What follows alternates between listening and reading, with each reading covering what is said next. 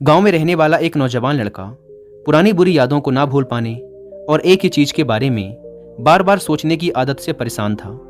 अगर उसे कोई कुछ कह देता या फिर उसके साथ कुछ थोड़ा सा भी गलत हो जाता तो वो बस उसी एक घटना के बारे में पूरे दिन सोचता रहता।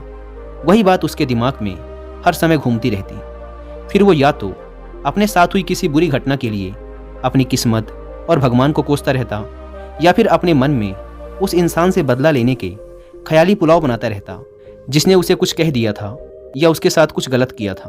अपने इस ज़्यादा सोचने की आदत की वजह से ना तो लोगों के साथ उसके अच्छे रिश्ते थे और ना ही वह किसी काम को अच्छे से कर पाता था।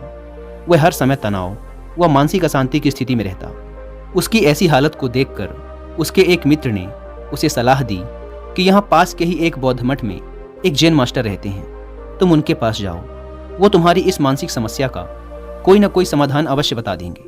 वह नौजवान लड़का जैन मास्टर के पास जाता है और अपनी समस्या उन्हें बताता है कि कैसे वो एक ही घटना के बारे में बार बार सोचता रहता है और पुरानी बुरी बातों व यादों को भूल नहीं पाता।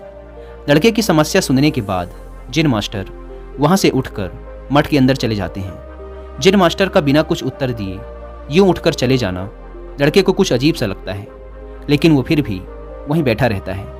थोड़ी देर बाद वह देखता है कि जैन मास्टर मिट्टी की गिलास में पानी भरकर उसकी तरफ चले आ रहे हैं। जैन मास्टर लड़के के पास आकर खड़े हो जाते हैं तो लड़का भी उनके सामने खड़ा हो जाता है। जैन मास्टर लड़के से पूछते हैं, बताओ इस गिलास का वजन कितना होगा? लड़के ने कहा, मैं एकदम सटीक तो नहीं बता सकता, लेकिन इस गिलास का वजन बहुत ही कम है। अब जैन मास्टर ने गंभीर होकर कहा, मेरा प्रश्न ये है कि अगर मैं इस गिलास को थोड़ी देर तक ऐसे ही पकड़कर खड़ा रहूं तो क्या होगा? लड़के ने कहा, कुछ भी नहीं होगा। जैन मास्टर ने फिर पूछा, अगर मैं इस गिलास को इसी तरह 1 घंटे तक पकड़ कर रखूं तो क्या होगा? आपके हाथ में दर्द होना शुरू हो जाएगा। लड़के ने कहा। जैन मास्टर ने फिर प्रश्न किया, अगर मैं इस गिलास को ठीक इसी तरह पूरे दिन पकड़ कर रखूं तब क्या होगा? आपके हाथ में बहुत ही भयंकर दर्द होना शुरू हो जाएगा। आपका हाथ सुन्न भी हो सकता है, आपकी मांसपेशियों में भारी तनाव आ सकता है और यहाँ तक कि आपके हाथ को लकवा भी मार सकता है। लड़के ने गंभीर शब्दों में कहा। जैन मास्टर ने कहा, बहुत बढ़िया, लेकिन क्या इस दौरान गिलास का वजन बदला? लड़के ने कहा, नहीं, वजन तो नहीं बढ़ा। तब भला हाथ में दर्द और मांसपेशियों में तनाव क्यों आया? जैन मास्टर ने पूछा। बहुत समय तक पकड़े रहने के कारण, लड़के ने जवाब दिया। जैन मास्टर ने फिर प्रश्न किया, अब इस दर्द से छुटकारा पाने के लिए मैं क्या करूं? गिलास को नीचे रख दीजिए। लड़के ने कहा। जैन मास्टर ने कहा, बिल्कुल सही, और जीवन की परेशानियां भी कुछ इसी तरह होती हैं। इन्हें कुछ देर तक अपने दिमाग में रखिए और लगेगा कि सब कुछ ठीक है।